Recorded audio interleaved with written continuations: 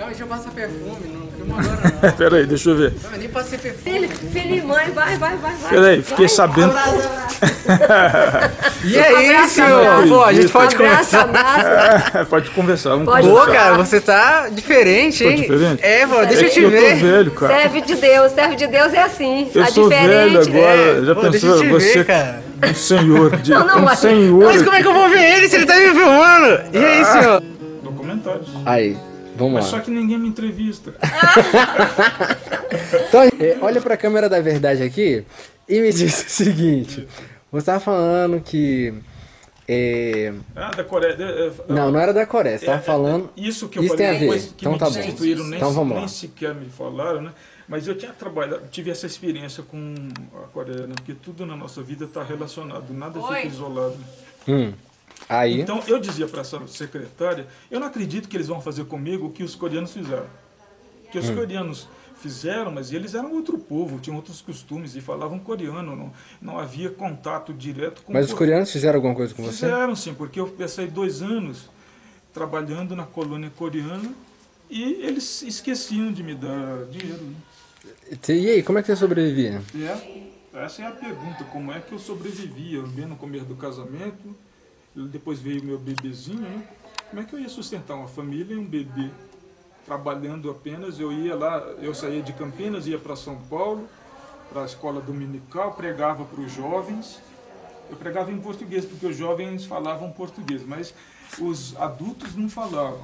Mas a colônia de coreano era no Brasil. De São Paulo, capital. Ah, São tá. 50 mil coreanos.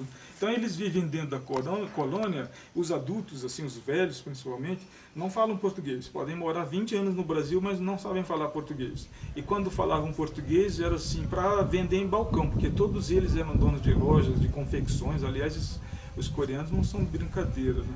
Mas a pergunta, como é que você sobrevivia? Pois é. Como é que eu sobrevivia? Eu me lembro que era, deixa eu ver quantos meses, 15 meses. Você trabalhou 15 meses de graça. Eles me pagaram 7 meses. E aí, como é que você gerava O recurso? pastor que estava lá há 8 anos, não falava uma palavra em português, foi convidado para ir para os Estados Unidos. Aí a igreja chamou outro pastor, não sei se veio dos Estados Unidos ou da Coreia direto. E esse pastor falava inglês. O outro não, só coreano. Eu estava aprendendo coreano, não dá para ainda conversar com ele. Mas esse falava inglês, e inglês eu já falava, eu tinha feito o curso de inglês, né? Então pelo menos eu falei para ele, poxa, eu preciso sobreviver. Ele ficou surpreso, né? Foi a partir dele que começaram a me dar em dólar, que eles pagavam em dólar. Né? Mas era pouca coisa, mas pelo menos era um salário, né? Mas vamos abrir um parênteses aqui agora. Aí é o seguinte, você não acha um pouco... Coreia, vai ou não vai para a Coreia? Aí, assim, eles queriam que eu fosse, mas sem a minha esposa. Mais alguma coisa? Não, porque nos costumes coreanos é assim, o machismo, né? Mas então, eles são muito O marido criativos. sai para fazer pós-graduação no exterior e a mulher fica lá cuidando dos filhos 3 anos. Aí ele volta depois de 3 anos. Agora eu expliquei para ele, não posso. Eu estou no início do casamento, eu não posso ir para a Coreia e deixar minha esposa grávida aqui. Eu vou sem conhecer minha filha, sem participar da vida dela. Quando eu voltar, meu casamento está destruído. Foi por isso aí eu desisti, não fui. Aí depois eu voltei, comecei, aí me convidaram, me colocaram como diretor da Igreja do Nazareno. Esse do coreano não era a Igreja do Nazareno. Diretor da escola, né? Diretor da escola do ensino teológico descentralizado. Aí quando o Geraldo veio lá de Quito, Equador, que ele estava fazendo pós-graduação lá, colocaram ele no meu lugar e não tiveram a delicadeza de dizer Que nem te informaram. Não. E por que fizeram isso? Maldade, né? Porque Mas você existe organizou maldade no meio da tudo. igreja. Você organizou... Continua ligando Nazareno? Não, eu me desliguei. Mas, a partir Alberto... daí eu fiquei muito ferido, não era magoado. Na verdade, quando eu tive a confirmação por telefone, porque ninguém me disse diretamente, e por causa dessa secretária que eu contratei. Ela disse, é verdade, pastor? Sim, o Geraldo já é o diretor. E eu lá, planejando o outro ano. Já penso, porque era eu. E como é que está essa faculdade hoje? Agora ela está melhor, foi de vento em popa, porque, né, os ventos da prosperidade inventaram lá. Ela agora chama... é uma faculdade dentro de uma universidade. Mas a pergunta, Universidade você não vê um Nacional. pouco de também ingenuidade da sua parte? Era, porque, afinal de contas, eu sou daqueles que acreditam que o Evangelho é diferente, né?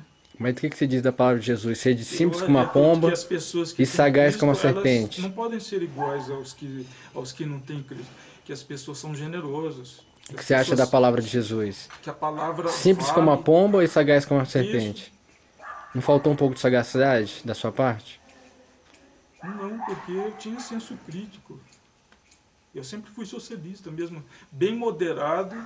Nunca briguei com ninguém por questão de política, de visão diferente de mundo, né?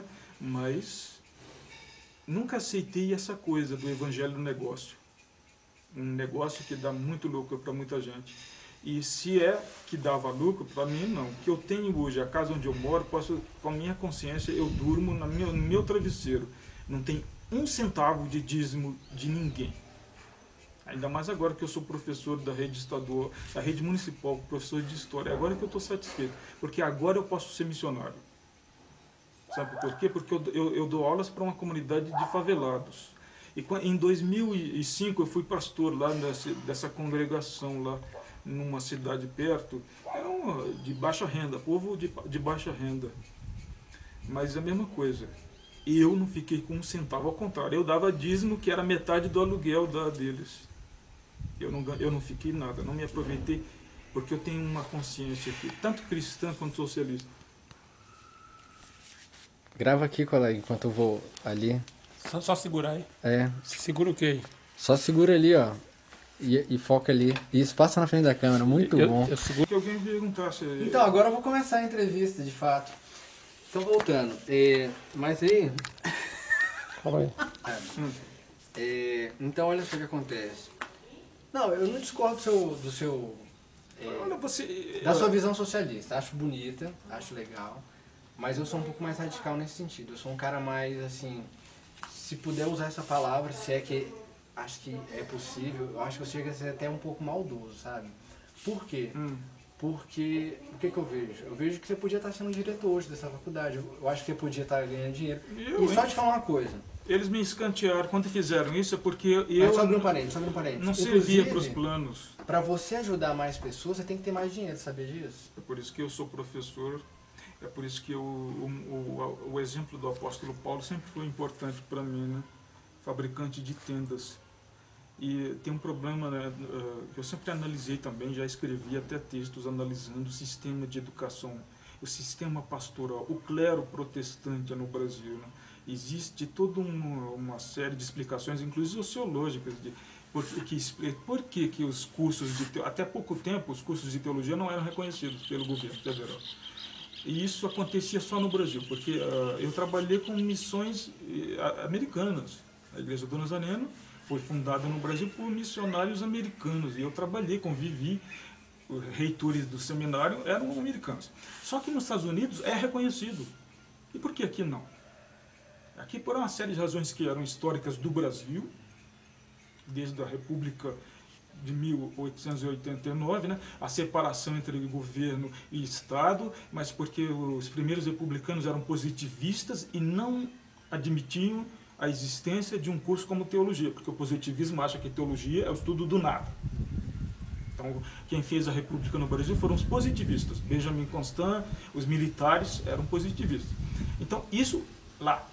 Mas depois, nos anos 80, que é quando eu fui fazer teologia lá em Campinas, a própria comunidade evangélica no Brasil tinha introjetado isso e achado que isso era uma opção da comunidade, que a comunidade não queria ser reconhecida. Então, o que isso significa? Um pastor que é formado ali, um jovem, que eu fui com 25 anos para lá, aí você casa, você vai ter que sobreviver, você tem um bebê para sustentar, você tem que pagar aluguel. Então, uma parte do povo evangélico foi para o evangelho da prosperidade, tipo Edir Macedo, que era, na verdade, antes ele era dono do quê? De uma rede de loteria. Ele trabalhou para a loteria estadual.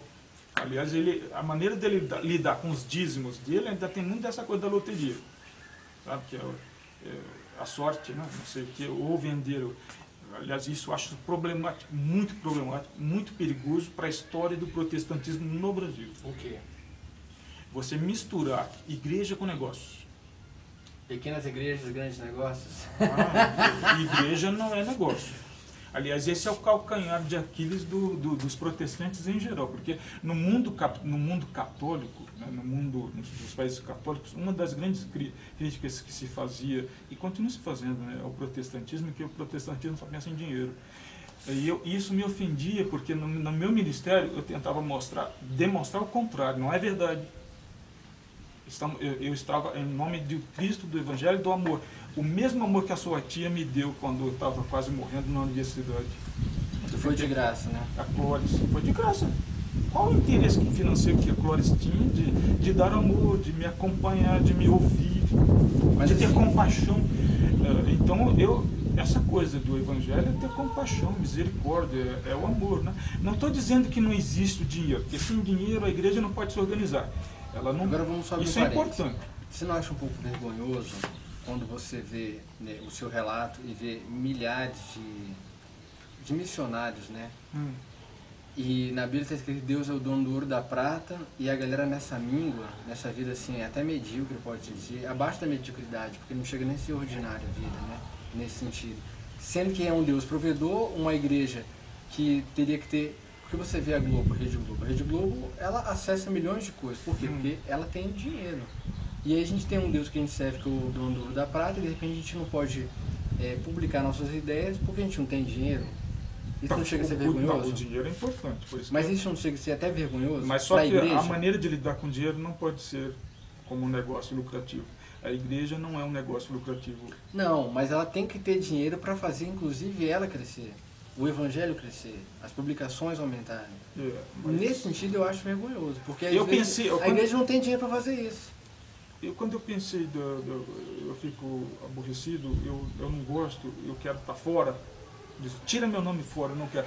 Aí quando eu me desliguei da igreja do Nazareno, assim, eu não briguei com ninguém, não rompi, nem deixei de ser evangélico, eu apenas, depois de um ano de sofrimento, porque o cara me destituiu, também não tenho um ressentimento pessoal dele não, mas eu fiquei com a igreja, como a igreja me tratou dessa maneira, né? Sem ser a delicadeza de me avisar, porque no mundo secular, o cara vai ser demitido, ele tem aviso prévio, tá entendendo? E a igreja pior ainda. Porque assim, eu só tinha deveres, nenhum direito, aliás, uma palavra direito não podia falar. Então, quer dizer, eu saí de uma escravidão para a liberdade. Aí eu fui fazer a licenciatura, que o seu pai tinha me perguntado. Eu fui fazer a licenciatura. Aí, a partir daí, olha, eu mesmo quando comecei a dar aula como substituto, a primeira vez que veio um olerite, era um pouquinho, porque eram poucas aulas que eu estava substituindo, mas o sentimento de alegria, porque a primeira vez eu fui tratado com dignidade, com olerite, e descontou o NPS. Você sabe que nesse período que eu fui pastor, eu ganhava tão mal que não dava, como que eu ia pagar NPS? Então, prejudicou minha aposentadoria. E quem que me fazia isso? A igreja. Está entendendo? Que é uma coisa inadmissível. Igreja sendo pior do que uma empresa capitalista que paga impostos e que cumpre com seus deveres, suprindo os direitos dos seus trabalhadores, pois eu era um trabalhador da igreja, tratado dessa maneira. Dizer assim, você não acha assim, então, que na verdade isso foi até bom sem pra escravidão. você? Foi sim, porque aí aquilo que eu disse para você, assim, uma coisa é a igreja invisível, outra coisa é a igreja visível. Só que a igreja invisível são aqueles que verdadeiramente são cristãos de coração, né, onde o Espírito Santo está atuando, ela está misturada nessa igreja visível. A sociedade vê só a igreja visível. E você, no meio dessa igreja visível, você vê gente que é verdadeiro canalha. Não tem outra expressão. Aliás, Jesus Cristo pegaria o cinto dele e seus cambadas de vendilhões dos templos. Ele faria a mesma coisa hoje em dia, com muita gente nas igrejas evangélicas, viu? Agora, não estou generalizando, porque no meio delas você tem pessoas que são verdadeiramente cristãs, né? Então, eu não rompi com a igreja nem com a minha fé. Eu apenas fui cuidar da minha vida. Aí eu fui fazer o quê? A licenciatura de História, né, para ser professor. Então hoje eu sou professor, para mim foi uma libertação. Mas hoje, Eu então, não- para eu alguém que quer ser um missionário, então ao invés de entrar numa faculdade teológica, você diria, faz um curso público, passe e seja um bom missionário? É o falso dilema, né? Porque eu ainda continuo lutando. Mas você concorda com o que eu acabei de falar? Eu concordo, mas é um dilema assim. Agora você, depois, por causa de uma faculdade, uma universidade luterana do Rio Grande do Sul, que entrou com um pedido, né, no Ministério da Educação em Brasília aqui, e o Conselho Nacional de Educação analisou o pedido deles e deu um parecer favorável, né? Porque pela primeira vez o governo começou a reconhecer os cursos de natureza teológica. Isso faz dos anos 90 para cá. Então, cada lei, da nova lei de diretrizes e bases da educação, que ela tem suficientemente abertura e flexibilidade para as igrejas e as faculdades e as universidades teológicas terem autonomia para manter o seu currículo, tá entendendo? Sem que o governo interfira nisso, por causa do princípio da separação de governo e religião, né? Governo e igreja. Então, pela primeira vez, já várias faculdades aí têm um reconhecimento, porque o certo seria isso, tá entendendo? Um pastor tendo o seu curso de teologia, era no meu caso, eu tinha meu curso de bacharel em teologia, mas um curso não reconhecido pelo MEC. Por quê? Porque a igreja não queria também. Mesmo que fosse possível... Hoje o seu curso já é. Ele mas essa faculdade ainda não tem... Os presbiterianos, que é um absurdo, uma igreja séria como a igreja presbiteriana, a pós-graduação deles dá um mestrado que tem excelente qualidade, melhor do que muitos mestrados que tem por aí, ou está no nível de uma USP. Mas, no entanto, a postura deles, eles são contra, eles não querem o reconhecimento. E por quê? Porque é mais fácil você controlar o clero. As cúpulas, está entendendo? Porque o pastor tem que se submeter. O que ele pode fazer? Ele não tem alternativa. Ele não pode arranjar um emprego, então ele tem que se submeter, porque no outro ano eles podem tirar ele dali. Então ele tem que engolir os sapos. Era isso que fazia comigo. Eu ainda era jovem e fui batalhar e conseguir fora da igreja. A igreja não me ajudou, não pagou um centavo para eu fazer a minha licenciatura. Mas como eu não abandonei a igreja, eu voltei para a igreja. Em 2005 eu fui pastor lá dessa congregação de baixa renda que eu estava falando disso. Mas por que eu podia fazer isso? O meu próprio dízimo ajudava a pagar metade do salão deles lá. Porque eu tinha um emprego que não dependia da igreja. E, portanto, eu podia ser como o apóstolo Paulo, fabricante de tendas. E, portanto, eu podia ser fiel ao evangelho. Porque eu não estava ali para arrecadar dinheiro daqueles pobres. Por quê? Meu salário um centavo sequer foi tirado dos dízimos e das ofertas deles para nem ajuda de custo. Eu não precisava. E era a minha visão, né? Como o apóstolo Paulo eu aprendi. Então você acha mesmo que para você ser um pastor de um missionário é melhor se dar para o concurso público e amanhã você com essa renda... Eu acho o seguinte, eu conheci alguns pastores que eles me ensinaram isso, porque eu fui tempo integral pastor. Eu deixei a Universidade de Brasília para seguir o chamado de Deus. Né? Você fazia o que lá? Eu fazia sociologia. Não é o primeiro caso que eu tenho essas ideias meio malucas, né? Porque a minha formação primeiro foi sociologia, ciências sociais. Então, apesar de eu ser ingênuo, porque quem nasce de novo, você já nasceu num lar evangélico, mas eu não. Quando eu tive um encontro com Jesus, eu tinha 24 anos, eu era universitário. Quando a sua tia me dava amor e respeito e me dava atenção, eu era um estudante universitário da UNB. Estava morrendo, tentando suicídio. Então eu nasci de novo. E, portanto, eu não sei o que aconteceu, mas eu fiquei igual uma criança, fiquei mesmo. Eu comecei vida nova, fiquei ingênuo, mas de alguma maneira minha formação sociológica estava lá, né? Você não pode apagar. Você não passa uma borracha no seu passado. Convenção não significa você passar uma borracha no seu passado. O seu passado continua lá. Talvez tenha sido a minha sorte, né? Talvez seja o que Deus queira de mim mesmo, essa dimensão profética.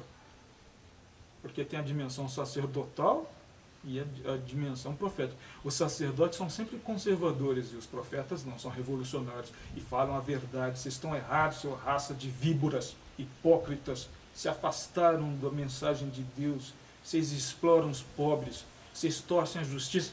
Quem falava isso são Os profetas de João Isaías, Batista, Jeremias, então. não, que João Batista, antes no Antigo Testamento. já. Isaías já falava isso.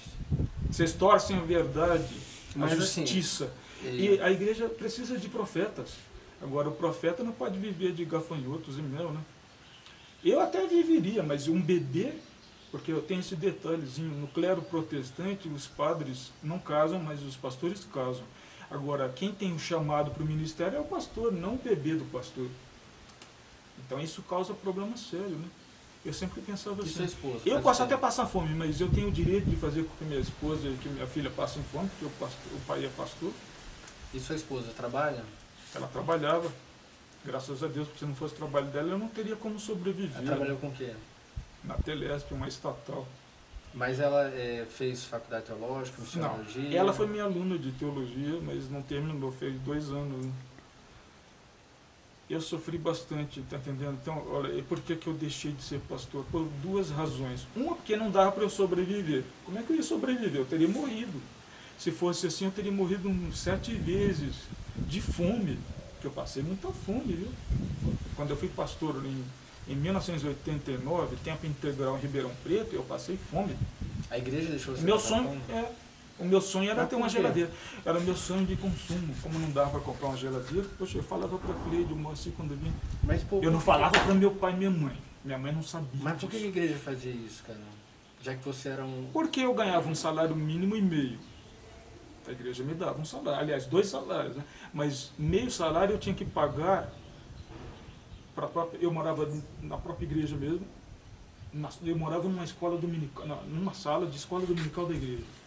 E como eu morava na igreja e consumia a energia da igreja e a água da igreja, então eu tinha que dar meio salário do meu salário de 2.000. Aí ficava com um salário mínimo e meio. Com esse salário mínimo e meio, a missão lá, porque eu estava me preparando para ir para a África, né, para Moçambique.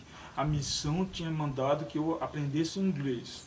Então eu me matriculei no CCA de Ribeirão Preto, que era cara. Então, com um salário mínimo e meio, eu tinha pagado meu curso de inglês. Então, o que sobrava, acho que era meio salário para passar o mês inteiro para comer. Então, eu tive que sobreviver na selva, né? Sem geladeira, assim, foi difícil. Eu me lembro que todas as noites eu fazia vitamina, porque como eu não tinha geladeira, era leite em pó e banana, que era barato, que eu comprava na feira, o mês inteiro para sobreviver. E comprei Nestum, porque aí eu tinha que usar inteligência para você não ficar desnutrido, né? O Nestum era barato, então eu me lembro que os meus jantares de Ribeirão Preto foram vitamina de banana com... Mas isso quanto tempo? Ou era banana ou era abacate. Mas isso quanto tempo? E de manhã, de tarde era sopa de lentilhas, né? Durante quanto tempo? Um ano inteiro. Pô, mas tu não acha isso vergonhoso pra igreja? Eu cara? acho. Mas eles achavam uma coisa mais normal do E mundo. me conta uma coisa, hoje ainda tem jovens nessa situação com você? Quando eu casei, você acha que dava para eu dar esse tipo de padrão material para Não, minha mas filha? essa é a pergunta. Hoje ainda tem jovens que passam, se submetem a isso? Tem. E em parte é por isso, sabe? Porque essas igrejas que não querem reconhecimento do governo. Porque um jovem, quantos eu vi assim, que fizeram concurso, porque tem concursos federais, estaduais e municipais, que exigem que o candidato tenha nível superior. Uhum. Não é isso? Ele pode ser, sei lá, um burocrata de qualquer coisa, mas que ele tenha nível superior. Aí eu me lembro que tinha um amigo meu que passou aí para o Tribunal Superior, aqui eleitoral, e na ilusão, né, de que eles iam aceitar o título, o bacharel em teologia. Não Só aceitaram. que não, porque não era reconhecido. E aí? Ele E perdeu. aí, perdeu. Então, quer dizer, uma pessoa que é pobre, que era o cara, um pastor pobre, sem grandes dotes, né? Porque também tem os pastores que ficam ricos com o ministério. Aí eu sempre me recusei, né? Esse negócio de ficar rico por causa dos dízimos, eu não acho que isso seja evangelho. Porque tem esse caminho também, né? Eu, como sempre me recusei a entrar por esse caminho, você quer que a igreja cresça. Não porque se quer ajudar as pessoas que estão morrendo, indo sem Jesus para a eternidade. Não, porque você quer gente na sua igreja, que ela cada vez maior, porque se ela tem mais gente na igreja, o dízimo aumenta e, portanto, você pode ganhar bem e ter o carro do ano. Tem isso, que eu chamo canalice. Eu sempre, um pouco do espírito profético, mas sem poder viver, né? Não adianta você ter o espírito morrendo de fome, você é o profeta, raça de víboras, mas você vai morrer de fome, porque você... Então eu, no meu caso, ainda bem que a gente vive numa sociedade que é democrática, né? Sabe uma coisa que Você acha que não tem um meio termo para essa história? Tem, por exemplo, se o diploma de teologia é reconhecido, o pastor não precisa passar por esse constrangimento de sobrevivência. Hoje, você já tem um diploma É o caso do Reni lá, que fez o concurso lá. Ele podia muito bem estar trabalhando e sendo pastor. Superior? Tenho. Hoje você tem? Claro que eu tenho. Quando eu me desvinculei da igreja, foi por isso, porque eu estava com 34 anos, eu tinha que corrigir minha vida antes que fosse tarde demais. Então, eu fui fazer vestibular de novo para fazer a licenciatura. Aí eu passei 3 anos. Eu nunca neguei que era pastor, sabe, lá era um curso de história para os meus professores e meus colegas, todos sabiam que eu era pastor. Mas eu nunca me senti tão bem tratado por gente que era ímpio, que não era da igreja. Poxa, a igreja não me tratava dessa maneira. Mas os que não eram da igreja me tratavam com respeito, inclusive por causa do conhecimento teológico que eu tinha de igreja, de protestantismo. E qual que é a sua proposta, que é as metas agora, 2009, 2010, em diante? Sei que você tem uma filha, sua esposa hoje não trabalha mais. Ela está aposentada. Eu continuo o seguinte, porque eu fui fazer, depois de todas essas peripécias, né, eu fui fazer um mestrado em educação cristã com os presbiterianos, que é uma pena, porque a igreja até hoje ela não quer o reconhecimento do governo. Entendeu? Só que é o seguinte, você tem um diploma de mestre em educação, abre porta para ser professor de faculdade, mas como a igreja não quer, e por que não quer? Porque é fácil controlar, tá entendendo? É uma maneira de poder, de você controlar os pastores, tudo lá, certinho. E você fez mestrado lá? Obediente às cúpulas, porque o cara não tem outra alternativa de vida. Você fez mestrado lá? Eu fiz lá. Aí, depois disso é que eu fui fazer a licenciatura. Depois do mestrado. Quer dizer, eu era para fazer o doutorado, só que eu voltei atrás. Mas você porque pode fazer o que adiantava, não, mas o que adiantava ter um mestrado e um doutorado sem o reconhecimento do MEC? Para a sociedade é nada, não tem valor. E é verdade. Aí eu só quero aquilo que o carimbo. Mas importante e o carimbo. Qual é a meta? Eu acho que é o seguinte, ó, apesar de tudo que eu estou falando, a comunidade evangélica está amadurecendo, com canalhas no meio, mas nem todos são canalhas, porque eu nunca deixei de me identificar como evangélico. Eu sou evangélico, eu sou pastor. Eu só não estou exercendo, como uma contingência da vida, o cargo de pastor, mas poderia. Em 2005 eu exigi. Só que como não estava saindo dinheiro de lá, eles fecharam. Está entendendo? Foi por isso. Não por causa de mim e não por causa do grupo que estava lá. Simplesmente, sabe, não vai ter mais, acabou. Não dá para manter a comunidade. Mas, quer dizer, eu posso ser pastor qualquer, desde que me chamem, eu posso ser pastor. Mas a meta Mas a minha meta é essa aqui. Eu quero, porque a comunidade evangélica no Brasil cresceu muito nesses 20 anos. Né? Desde que eu tive a minha experiência com Cristo até hoje, 20% da população brasileira, dependendo do estado. 30%, né? Dependendo do estado. No estado do Rio, 30%, né? Em São Paulo, em algumas cidades, você chega a 30% ou até mais, depende da cidade.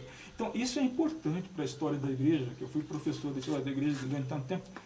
Mas, assim, é importante também que a gente trate dos nossos problemas com maturidade. Por exemplo, falar mal de gente que está no meio do evangelho, difamando o evangelho, é importante falar.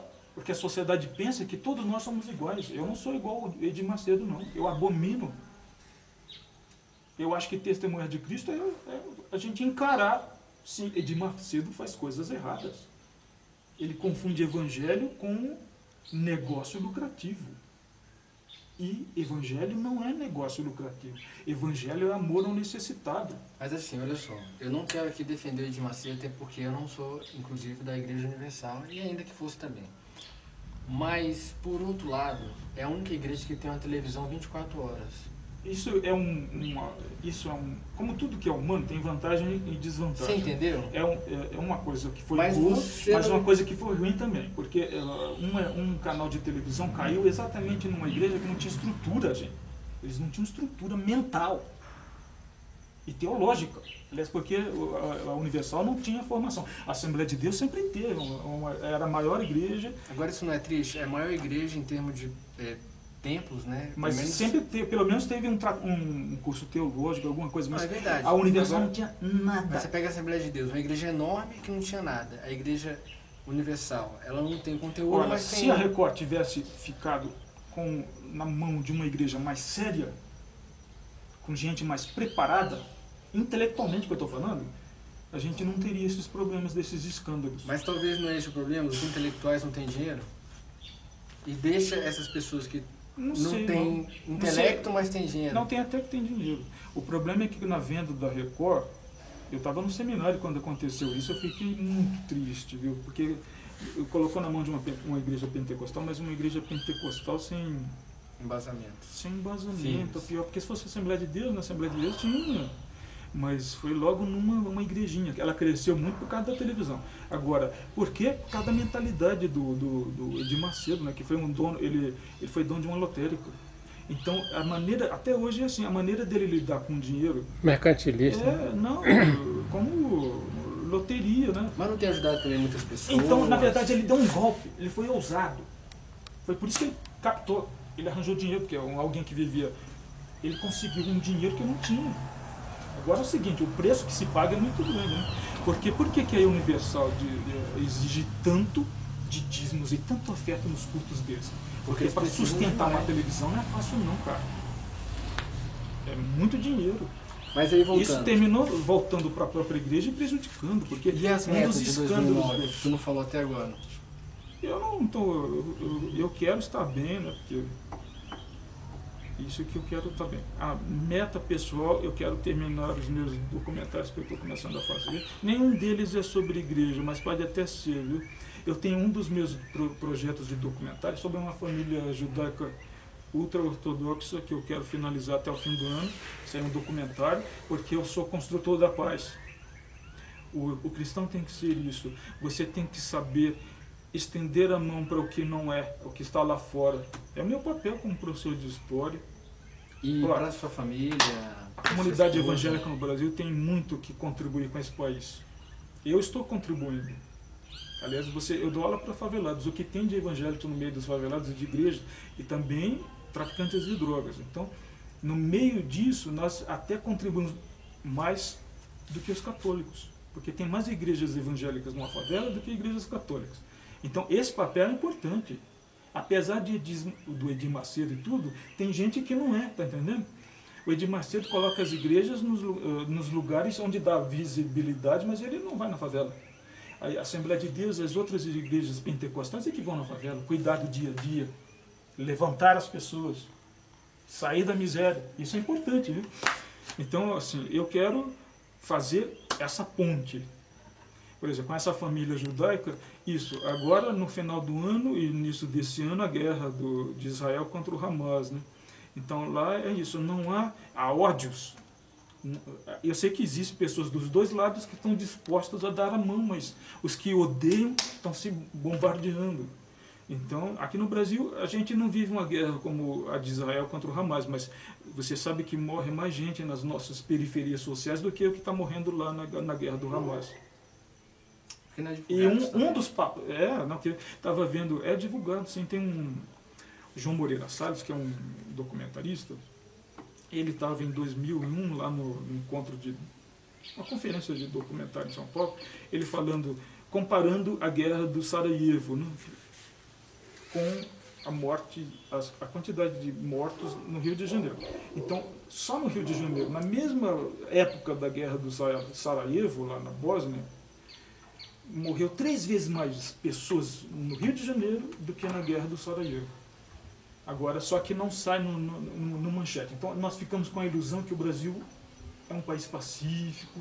No entanto, a nossa violência é pior do que as guerras que acontecem. Uma máfia, né? Mafiosa. Sabe quantas pessoas morreram no Rio de Janeiro em 4 anos, a mesma época da guerra do Sarajevo? Morreram 34.520 pessoas. Quase 35 mil pessoas. E em Sarajevo, 10 mil, quer dizer, 3 vezes menos. Mas só por curiosidade, você tem colocado só criminalidade ou está colocado criminalidade? Assassinatos. Só assassinatos. E portanto, você assassinatos. Não tem morte natural, trânsito? Não, só assassinatos. Portanto, violência. Mas voltando, aí você vai fazer aí o que eu acho é para o sua seguinte, esposa e para sua filha. Agora, As metas. esse documentário que eu estou fazendo é uma maneira de eu militar a favor da paz. Porque eu não estou fazendo um documentário sobre a minha comunidade religiosa, eu estou fazendo um documentário sobre uma outra comunidade, que é a judaica, ortodoxa, ultra-ortodoxa. Eles são Hassidim. Que é interessante, né? Porque eu não conhecia. Mas, assim, é um professor de história que é cristão protestante fazendo um documentário sobre uma família judaica ortodoxa em São Paulo. Mas com que intenção da gente estabelecer pontos, entender o outro, respeitar as diferenças. Os evangélicos fazem isso nas favelas. São respeitados nas favelas. Nem todo mundo da favela é convertido, mas mesmo os que não são, eles respeitam, porque sabem que eles não estão ali para tirar dinheiro dos outros, estão ali para ajudar. Reerguer vidas. E me conta, metas aí para sua filha e para sua esposa. 2009. Seu desejo. Não sei. Eu tô aqui sozinho em Brasília porque eu tô repensando a minha vida. Não sei.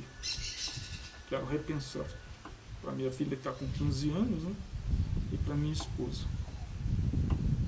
Eu ainda não estabeleci uma meta. No começo de ano, eu sempre faço isso, eu faço um balanço da minha vida. Final de ano, começo de ano, um balanço que eu quero para minha vida, o que eu quero para minha vida. No momento, eu estou pensando em mim, eu preciso aprender a cuidar de mim mesmo. Porque no casamento, a gente não perde a individualidade. Graças a Deus, eu né? casei com uma italiana difícil, cara. Mas você escolheu? Ela é brava. Claro que eu conheço. Escolheu? Mas não é fácil, não. Se me bobear, eu apanho. Cara que habita dentro desse corpo, que quer ser mais enfático nos seus discursos, quer ajudar mais pessoas, e se ele não cuida nem dele mesmo, né? Mas eu não tenho tempo para fazer, eu posso caminhar, andar, Você não tem tempo para você? Como é que vai ter tempo para os outros? Você não fica nem vermelho de falar isso para mim? Eu não tenho. Mas você não tem tempo pra você? Como é que você vai ajudar alguém? Eu quero lutar a favor da paz no mundo. Mas como é que você vai lutar se você não tem força, cara? Se você não malha? Tiago, vamos parar um pouquinho, né? Não, só espera um pouquinho que já tá com... Eu tô não, cansado, desliga não, cara. agora que a gente entrou não vamos ver. Mas eu tô falando disso até porque é a base pro seu espírito e pra sua mente. É porque você é um professor de educação física. Não por isso, porque eu sou um apaixonado por atividade física. Claro, porque você é professor de educação física. Então você vê que cada um tem uma visão diferente do mundo e a gente precisa parar para refletir sobre ela. Sobre o outro. Mas eu falei um som de besteira aqui para você, mas claro, eu sou professor de história. Antes eu tive formação em sociologia. Impossível que eu pense diferente. Tudo bem. Tem a ver com essa minha formação, minha maneira de ser. Mas você vai ficar usando isso como desculpa agora? Não é desculpa. Ai. Essa família judaica, por exemplo, eu sei lá. Eu nem conhecia direito o que eles acreditavam, porque eles são muito diferentes e estranhos. Né? Eu estudei teologia, mas eu não sabia como os judeus ultra-ortodoxos interpretam o Antigo Testamento, porque uma novidade. Eu estou aprendendo com ele. Da mesma forma que eu quero aprender com você. Mas a pergunta... Só que a gente leva um tempo para poder meditar e... Então pense sobre isso. Se você não tiver saúde para você, você não pode proporcionar isso para os outros. Lembra da palavra de Jesus? Vou lembrar, sim. Esse rapaz amar o aqui, próximo como a ti mesmo. Como é que você vai amar o outro se você não tem que se amar? É verdade. Como é que você vai dar algo que você não tem para você? Quando eu tinha 19 anos, ele era um bebê e eu pegava no colo, assim. Agora eu vou fazer 50 anos, daqui a um ano, e ele está me dando um conselho de como cuidar da minha vida. Interessante. É uma dádiva de Deus. Então. Cara, então agora a gente vai encerrar esse momento, né? Deixa eu ver aqui. E ele gravou.